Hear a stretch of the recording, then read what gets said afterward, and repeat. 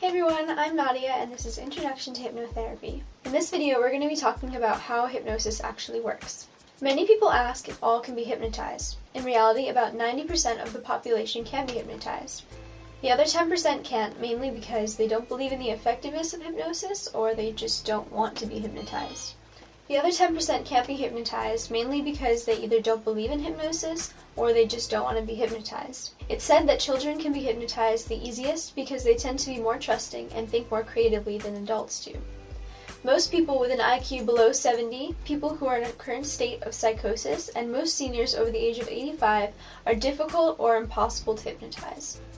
Each hypnotherapist has different techniques that they use according to the patient and the specific situation involved, but a normal treatment may look something like this. When a patient goes into a hypnotherapy session, they'll spend time conversing with the therapist about their past medical history and the condition that the patient would like to treat during the sessions. They may discuss different steps that will be taken in the therapy sessions and how things will work. The patient begins wide awake and alert with their brain waves in the beta range, which is 13 to 40 Hz. The hypnotherapist might direct the patient to close their eyes and relax each muscle in their body one at a time.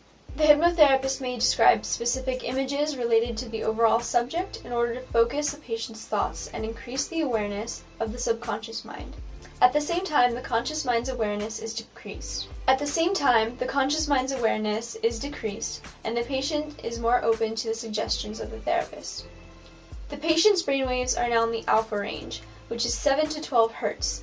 This is where behavioral changes occur, and the patient feels a liberating sense of peace and well-being. If the patient goes into a deep hypnotic state, their brainwaves will be in the theta range, which is 4 to 7 Hz. While in the theta state, the subject might experience a recall of long-lost memory, heightened receptivity, inspiration, and flashes of dreamlike imagery. The brain is almost at the point of sleep, but not quite. The delta state, which is 1 to 4 Hz, is sleep.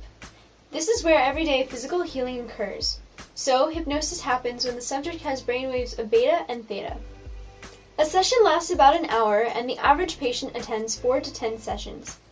When the sessions are over, and possibly in between each session, the hypnotherapist may provide a recording that the patient takes home. These recordings are for self-hypnosis. The hypnotherapist will always make positive suggestions. For example, instead of telling the patient that he or she will no longer have panic attacks, they will suggest that from then on, the patient will be able to relax whenever they want to.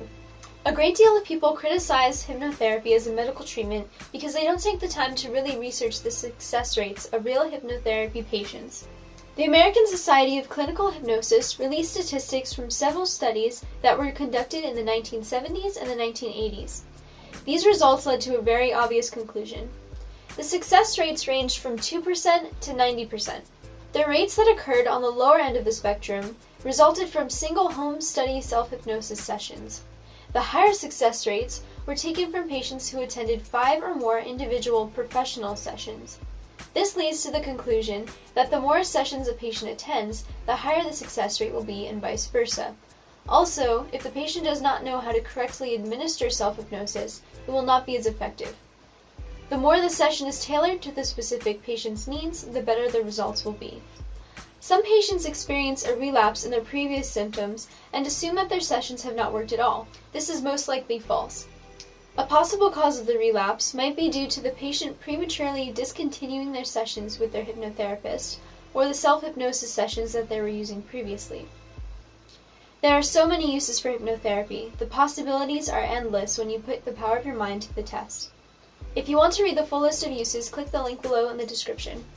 It's only a matter of time before hypnosis becomes a mainstream practice, as acceptable to the general public as a visit to the dentist. Paul McKenna.